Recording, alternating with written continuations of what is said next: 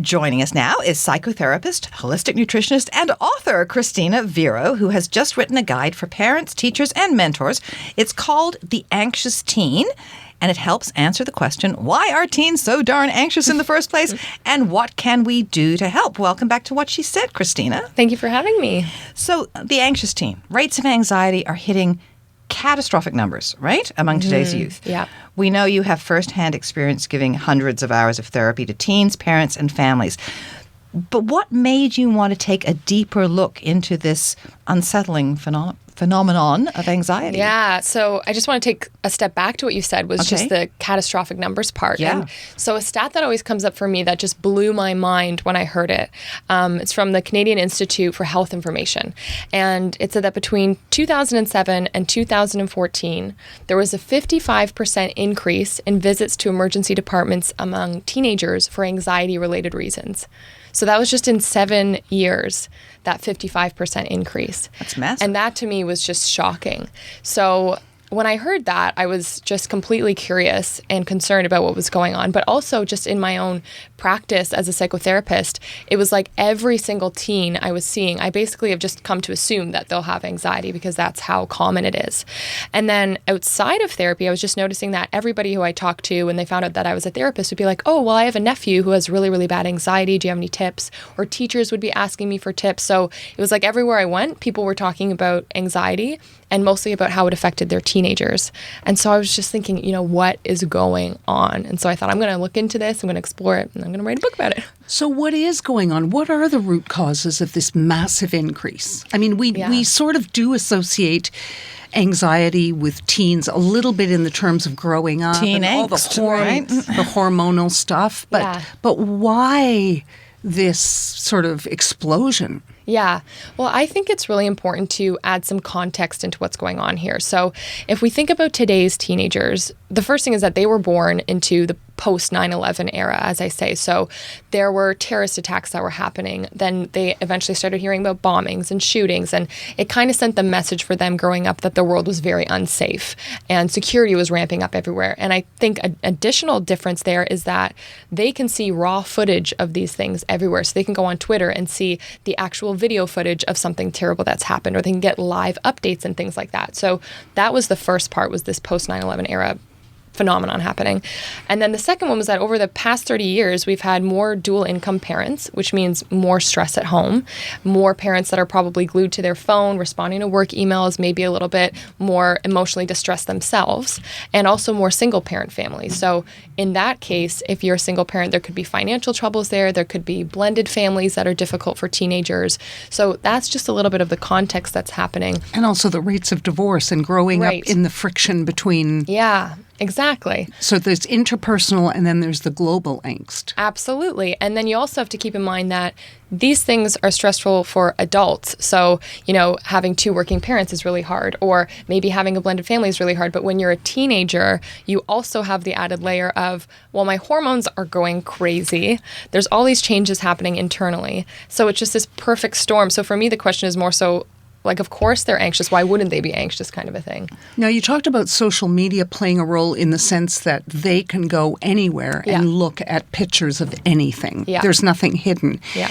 But also social media in the sense of teens are very underconfident, let's say. Even somebody who will end up being a confident adult goes through that stage. Yeah. So the whole judging thing on social media, does that play a part in anxiety? Absolutely. And that was something else I wanted to bring up, was the social media piece, because there is such an art to social media that many teens don't see. So it's a very curated platform, like Instagram, Twitter, Snapchat, Facebook, all of these things. People can basically make up an image. And the problem that comes with that is teenagers now have plenty of opportunity for comparison.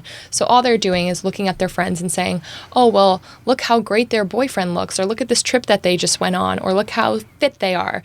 And they might not realize that that person edited the photo through 5 different apps. And look at how she never wears the same thing twice. Right. And so it is very curated. And so they're constantly exposing themselves to comparison. And what that also does, I think, is it leaves very little room for any reflection on who am I. And if we look at this from a psychological standpoint, in terms of stages of development, teenagers, their main job is to ask themselves, who am I? And to try to work out that identity. But that's really hard when you're constantly looking at other people.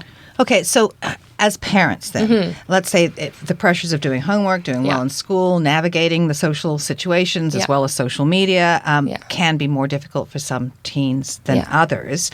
But I would guess it's important for parents to do their homework too and watch for signs of stress. But what are we looking for? Yeah, that's a great question. So I would say one thing is withdrawal. So from friends, from family, from things that they used to really enjoy. If they're not doing those things anymore, then that could be a good indication that they're under a lot of stress.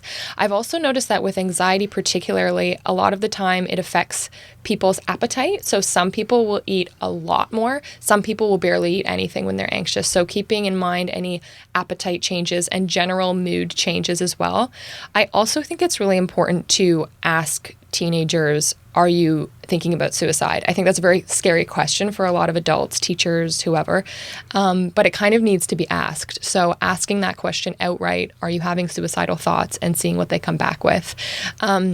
Also, just your teen well. So if you see any drastic changes in just their general behavior that's different for them personally, that's a good sign that something might be going on. And finally, I would say that a lot of teenagers express anxiety as physical symptoms, I've noticed as well. So they might say, oh, I'm just feeling really sick today, I can't go to school. Or I have a really, really bad headache, I can't go to school. And if that's happening a lot, then I usually, for me, that's sort of code of I'm having a mental illness issue, I just don't know how to articulate it. So keeping in mind for them expressing it through physical symptoms as well is important. Have you come up with any solutions at all? I mean, it's a big order. Yeah. So I would say that the first really important thing for parents to do especially is to make sure that you're spending some quality interactive time with your teenager. I think this gets increasingly difficult. Like I said, when we have these dual income homes, parents are really busy. I totally get it. They're really, really stressed. But when teens feel isolated amidst all of these difficult things, I think that's a recipe for disaster. So when I say quality interactive time, I don't mean go take them to a movie and just sit in silence. I mean, do something kind of fun together. So you can go for a hot chocolate and just chat. You can play a board game together. You can go for a walk. You can try a workout class together. You can do your healthy nutritional meal prep, Kristina, right? You can meal prep for the week because nutrition must play a role in this. Absolutely.